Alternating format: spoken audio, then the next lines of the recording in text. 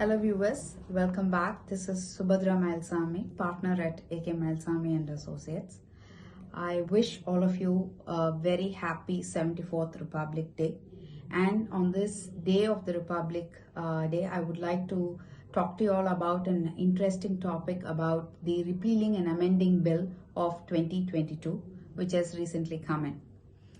Our country is marking its 74th Republic Day, featuring the adoption of the Constitution of India and the transition of the country to a republic on the 26th of January 1950. This day commemorates the establishment and approval of the Indian Constitution and to remind people about the efforts taken to the formation of the Constitution. Today, the independence and the individuality of India is celebrated along with the citizens' right to elect the government democratically. The Indian legislature, which was established under the Government of Indian Act of 1919, used its legislative authority once it went into effect. Following this, the Government of India Act of 1935 was passed. After the Indian Independence Act of 1947, it became the law and India became a dominion. Thereafter, in accordance with the Indian Constitution, which went into effect on January 26, 1950, the Parliament has granted the legislative authority. Right from then, the legislative authority has aimed at formulating laws that are beneficial to the people and safeguarding their interest. So the society is in a flux and the laws of governing it needs to be amended and repealed from time to time without violating the basic structure of the Constitution. Some laws that are redundant have to be repealed. For this purpose, a bill has been passed to introduce the Repealing and Amending Bill of 2022. Now, what is repeal? Repeal means to revoke, abrogate or cancel particularly a statute. Any statute may repeal any act in whole or in part, either expressly or impliedly by enacting matter contrary to and inconsistent with the prior legislation. Thus, a statute frequently states that certain prior statutory provisions are thereby repealed. So, when statutes are repealed, the text is simply deleted from the code and replaced by a note summarizing what used to be there. Once deleted, the repealed statute no longer has the force of law. Now we're going to see how to repeal a law in India. Now the government can repeal the laws in two ways. The first being, it can promulgate an ordinance that will have to be subsequently replaced with a bill within 6 months period. The second way is, the government will have to pass the legislation to repeal the laws in both the houses of parliament and receive the president's assent to come into effect. Usually, bills titled Repealing and Amendment are introduced for this purpose. It is passed through the same procedure as any other bills. The last time the Repealing and Amending provision was invoked was in 2019, when the Union government sought to repeal 58 obsolete laws and make minor amendments to the Income Tax Act of 1961 and the Indian Institutes of Management Act of 2017. After that, the Prime Minister of India announced that the 3 contentious farm laws that were passed in 2020 would be repealed.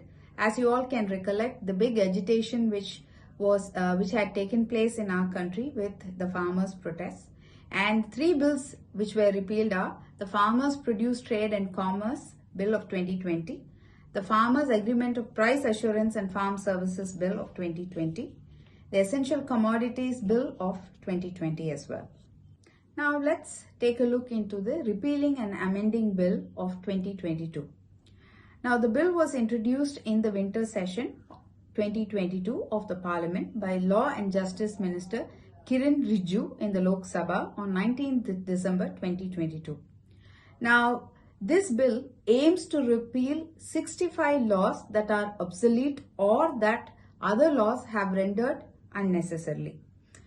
Once Indian President gives assent to the bill, it will be passed and the act may be called as the Repealing and Amending Act of 2022.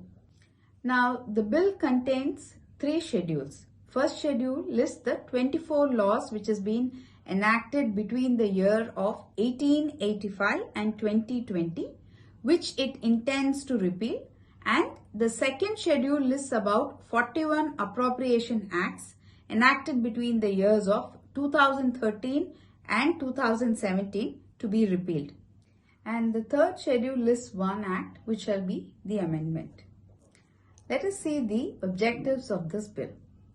Now, the bill is one of those periodic measures that repeals laws that are no longer in effect and no longer which are required or would be redundant if kept as distinct acts, as well as fixes any formal flaws found in laws.